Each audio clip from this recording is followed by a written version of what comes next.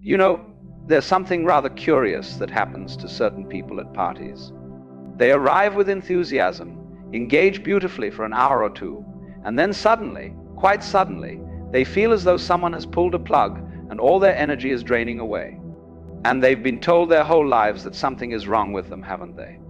That they're antisocial, unfriendly, not trying hard enough. But I want to suggest something entirely different to you today. That this exhaustion isn't a flaw in your character. It's a feature of your energy system.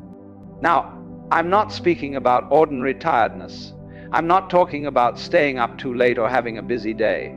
I'm speaking of something far more specific and far more misunderstood. The complete depletion that comes from being in the presence of other human beings, even when nothing particularly strenuous has occurred. Have you ever noticed this? You go to dinner with friends. The conversation is pleasant. Everyone is kind. There's laughter, good food, genuine connection. And yet, when you return home, you feel as though you've run a marathon. Your mind is foggy. Your body is heavy. You need silence the way a drowning person needs air. And the peculiar thing is, your friends, the very people you were just with, they seem energized by the same gathering that has left you completely depleted. This is what I want to explore with you. Not the idea that you're broken, but the reality that you're wired differently. And once you understand how your energy system actually works, everything changes. Not because the draining stops, but because you stop fighting against your own nature. Let me tell you what most people don't understand about energy. They think of it like a battery. You charge up through sleep and rest, you expend it through activity, and when it runs low, you recharge again. Simple, linear, universal. But this model, convenient as it is completely wrong for certain people. For you, perhaps, your energy system works more like a filtration plant. You're not just expending energy when you socialize, you're processing energy, taking it in, filtering it, absorbing it, transforming it. And unlike a simple battery that merely depletes, you're actually taking on the energetic and emotional states of everyone around you. Think of it this way. When you walk into a room with 10 people, you're not just managing your own internal state, you're unconsciously registering and processing 10 different emotional frequencies. Sarah's anxiety about her presentation tomorrow, Tom's unspoken resentment toward his brother, the tension between the couple in the corner, the forced cheerfulness of the host, who's exhausted but performing. And you're not just noticing these things, you're absorbing them, feeling them, carrying them. This is not metaphorical. This is not New Age nonsense. This is a real, measurable difference in how certain nervous systems process social environments. And it's exhausting beyond measure. I once knew a man, let's call him David, who spent years thinking he was fundamentally flawed. He was successful, intelligent, well-liked. He had friends who genuinely enjoyed his company. But after every social gathering, even the good ones, especially the good ones, he would need 2 or 3 days alone to recover. And he couldn't understand it. His friends would have 3 parties in one weekend and show up to work Monday energized. David would have 1 dinner party and need to call in sick Tuesday. He tried everything. Exercise, so he'd have more stamina. Therapy, to fix his social anxiety. Meditation, to calm his mind. Supplements, better diet, earlier bedtimes. Nothing worked, because nothing was actually wrong. His system was simply operating on a different principle than he'd been taught to expect. And here's where the real trouble begins. When you don't understand what's happening, when you believe the story society tells you that social interaction should be energizing, that people who need alone time are somehow deficient, you begin to gaslight yourself.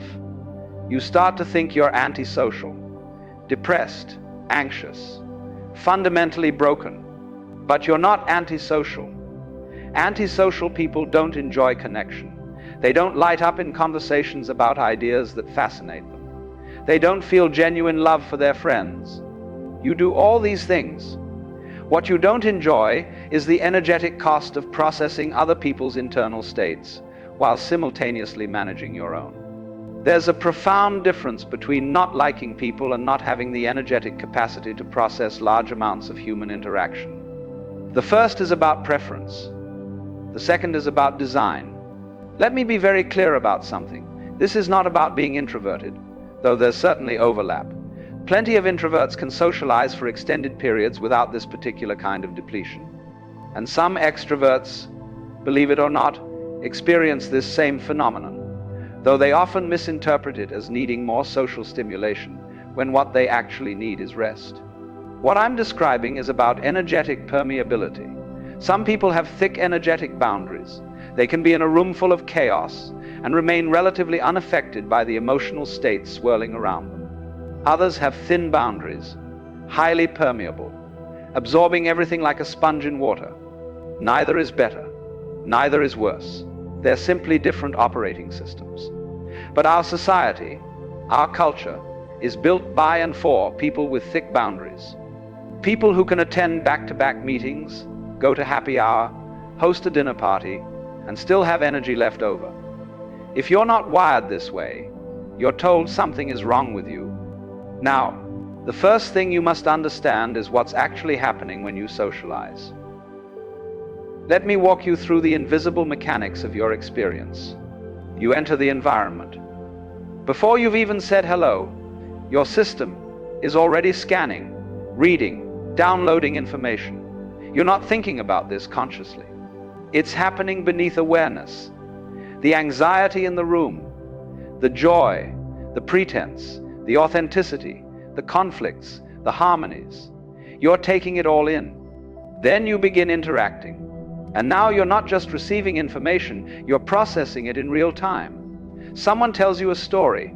You're not just hearing the words. You're feeling their emotion, their fear, their excitement, their pain. Your nervous system is literally resonating with theirs, creating a kind of emotional empathy that goes far beyond cognitive understanding.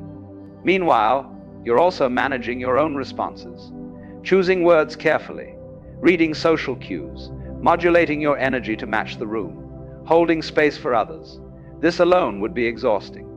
But you're also doing something else, something most people don't realize they're doing. You're preventing yourself from being overwhelmed. You're unconsciously regulating the flood of energetic information so you don't collapse right there. You're filtering, sorting, managing, and all of this is happening automatically, beneath conscious awareness, burning through your energy reserves at an extraordinary rate. By the time you leave, you're not just tired from social interaction. You're tired from processing 10 or 20 or 50 different emotional states while simultaneously maintaining your own equilibrium. You've essentially run an emotional marathon while appearing to simply have dinner. And here's what nobody tells you. The better the interaction, the more draining it can be. Because when connection is genuine, when conversation goes deep, when you're really present with someone, you're even more open, even more permeable, taking in even more of their experience. Shallow small talk with someone you don't care about? Tiring, but manageable. Deep, meaningful conversation with someone you love? Absolutely depleting. This is the paradox that confuses people. They think, but I love spending time with my closest friends. Why do I feel so exhausted afterward? And the answer is, precisely because you love them. Because you're fully present. Because you're truly connecting. Because connection, real connection, requires energetic exchange. Now, once you understand this mechanism, you face a choice. You can continue trying to function like someone with thick boundaries, pushing yourself to socialize at the pace society expects, slowly burning yourself out. Or you can accept that you're energetically selective and design your life accordingly. But here's where it gets tricky, because accepting your nature means going against everything you've been taught. It means saying no to invitations. It means leaving parties early. It means needing a day alone after a day with others. And this makes people uncomfortable. I remember David telling me about the shift that happened in his friendships when he finally started honoring his energy needs. He stopped forcing himself to attend every gathering. He started leaving when he felt depleted rather than when the party ended. He began scheduling alone time after social events, treating it as non-negotiable as a doctor's appointment. And you know what happened? Half his friends understood immediately. They were energetically selective too, and had been hiding it. The other half thought he was rejecting them. They took it personally. They called him distant, aloof, said he'd changed, and he had changed. He'd stopped pretending to be something he wasn't. This is the price of honoring your design. Some people won't understand. Some people will take your need for solitude as a comment on them. And you'll have to decide whether you'd rather exhaust yourself to maintain their comfort or honor yourself and find the people who understand. Let me tell you what energetic selectivity actually means. It doesn't mean you don't like people. It means you can't be around all people in all situations at all times without consequence. It means you have a finite capacity for processing human energy, and when that capacity is reached, you need to withdraw and recalibrate. Think of it like this. Imagine you have the ability to hear every sound within a mile radius, every conversation, every car engine, every footstep, every breath. This isn't a superpower. This is torture. Unless you learn to filter, to close yourself off sometimes, to seek silence deliberately, you'll go mad. This is what it's like to be energetically permeable. You're picking up on everything.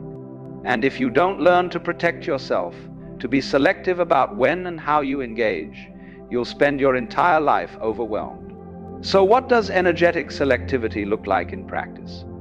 It means you choose smaller gatherings over large parties.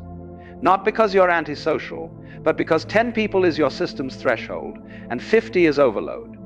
It means you prefer one-on-one conversations to group dynamics, not because you're boring, but because managing one energetic field is sustainable and managing 5 simultaneously is depleting.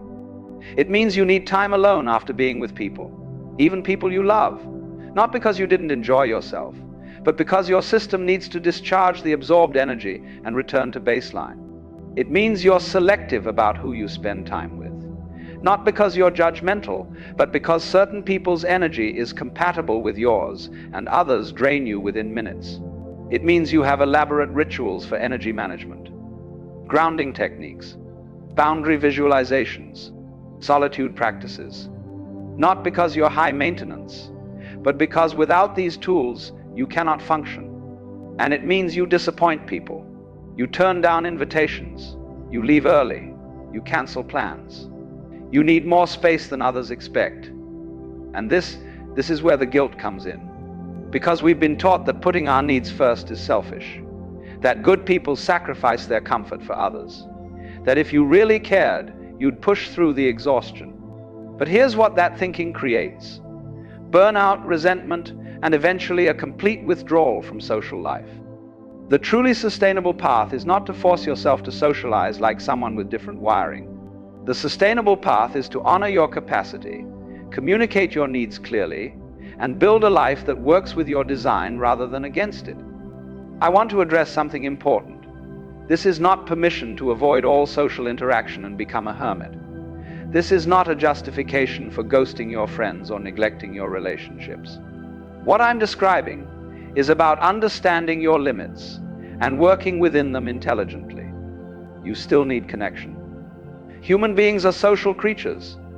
Even the most energetically selective among us need relationships, community, love. What you don't need is to socialize in the way extroverts socialize, or at the frequency society expects. Think of it as the difference between sprint and marathon. Some people can socialize constantly, in large groups, for extended periods. They're marathoners. You're a sprinter. Intense, deep, powerful connection for shorter periods. Neither approach is wrong, they're just different. The key is to stop comparing your sprint to someone else's marathon and wondering why you can't keep up. You're not built to keep up. You're built to go deep for shorter bursts, then retreat and integrate. Now, let me give you some practical guidance. Because understanding your nature is only half the journey. The other half is learning to work with it skillfully. First, you must learn to recognize your depletion signals before you hit empty. Most energetically selective people push until they collapse. They override the early warning signs, thinking they should be able to handle more.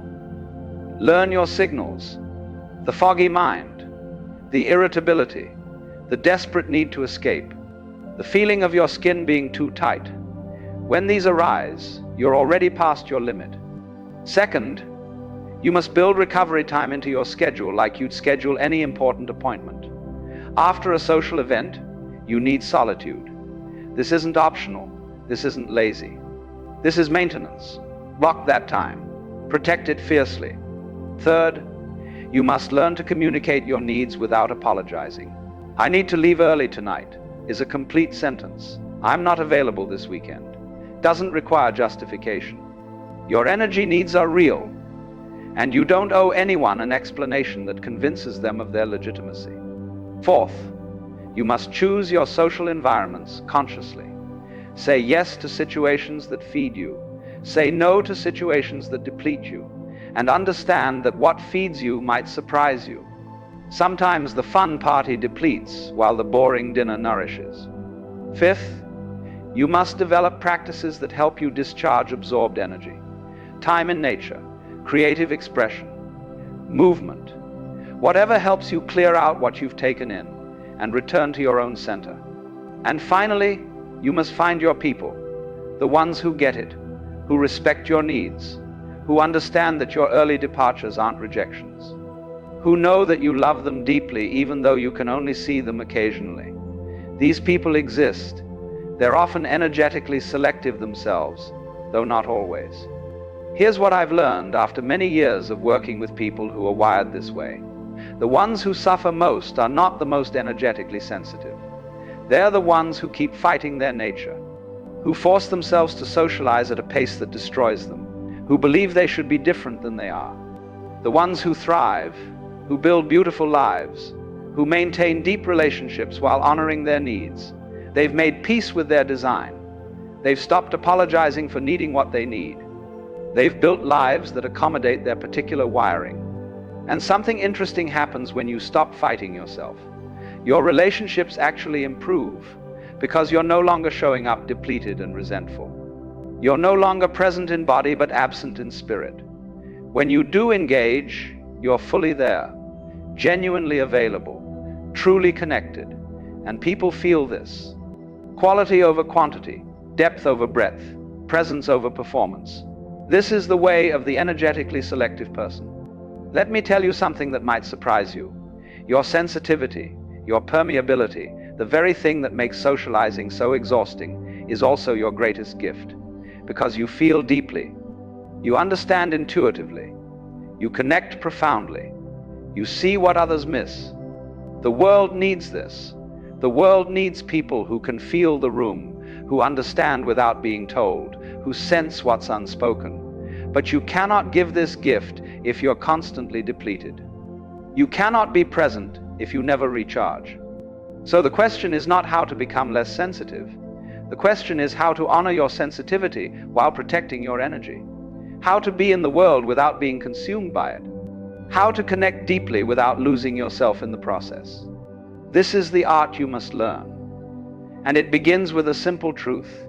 You are not broken. You are not antisocial. You are not flawed. You are energetically selective. And that is not just okay. That is exactly as it should be. When you finally accept this, when you stop trying to be something you're not, when you design a life that works with your nature rather than against it, something remarkable happens.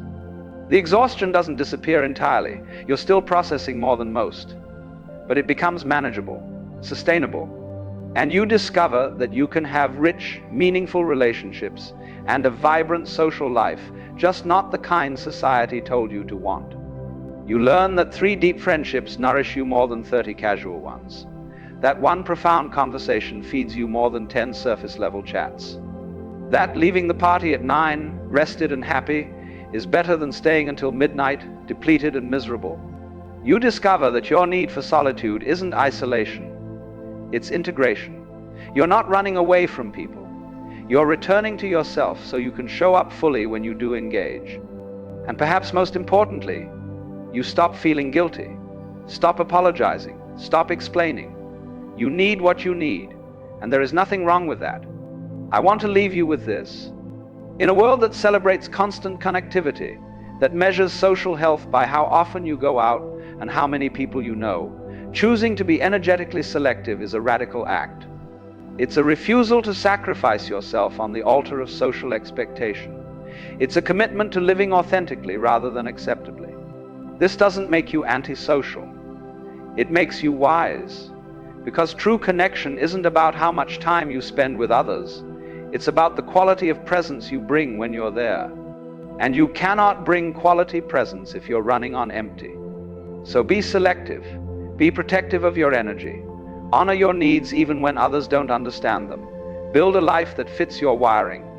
And trust that the right people will not only accept this, but will love you more for your honesty. You are not too much. You are not too little. You are not broken. You are simply wired to experience human connection in a different way. And that, my friends, is not a flaw to be fixed. It's a design to be honored. The exhaustion is real. The need for solitude is real. And so is the possibility of building a beautiful life that works with your nature rather than against it. A life where you can connect deeply, love fully, and still have energy left for yourself. Not because you've become less sensitive, but because you've finally learned to protect what's precious, your own energetic integrity. This is the gift and the challenge. The question is only whether you'll keep fighting yourself or finally, come home to who you actually are.